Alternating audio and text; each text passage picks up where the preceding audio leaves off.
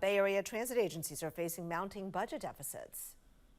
BART is facing structural deficits of up to $400 million in the next few years. SFMTA faces $300 million deficit starting in 2026, and Caltrain could be $600 million in the hole over the next decade. New local advocacy groups are calling on state lawmakers to take action to save them. ABC 7 News reporter Tim Johns joining us live in the newsroom now with details. Hi, Tim. Hey, Larry, Kristen. Now, this is something we've been hearing for years now. Local advocacy groups, as well as some lawmakers, calling on Sacramento to step in. But with the state facing its own budget issues, I looked into what help could actually come for local transit agencies. 5 years after the start of the COVID pandemic, several Bay Area transportation agencies are facing huge budget deficits as ridership languishes behind pre-pandemic numbers. Agencies such as BART, Muni, and Caltrain are among the most impacted, with some facing fiscal shortfalls in the hundreds of millions of dollars.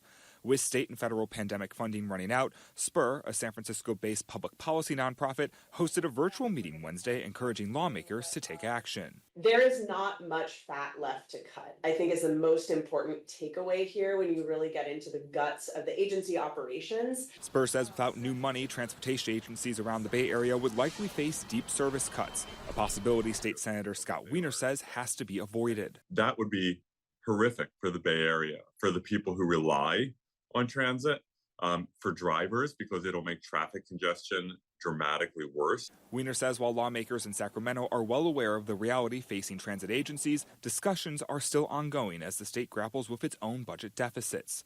The state senator says he's co-authoring a new proposal that would ask Bay Area voters to pass a new sales tax measure to fund transportation agencies, a move that former BART director Deborah Allen believes is risky. I have said all along for the last really 2 years, 3 years, there needs to be a plan B. Allen says she recognizes that BART and other agencies can't cut hundreds of millions of dollars from their budgets without decimating their own services.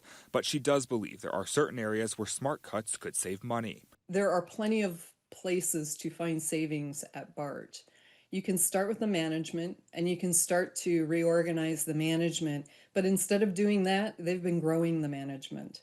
They're doing, for the last 4 years, they've done exactly the opposite of what they should have been doing. With no guarantee of where an influx of new money might come from, Wiener believes the potential ballot measure is still the best option, but he knows that getting that accomplished won't be easy. And the polling shows that this ballot measure is winnable. It won't be a landslide. It's not a slam dunk by any stretch, but it is something that can win. Now, that ballot measure wouldn't go before voters until November 2026, but with some of these agencies running out of federal and state money well before that, what happens in the interim is still uncertain. I'm in the newsroom. Tim Johns, ABC 7 News.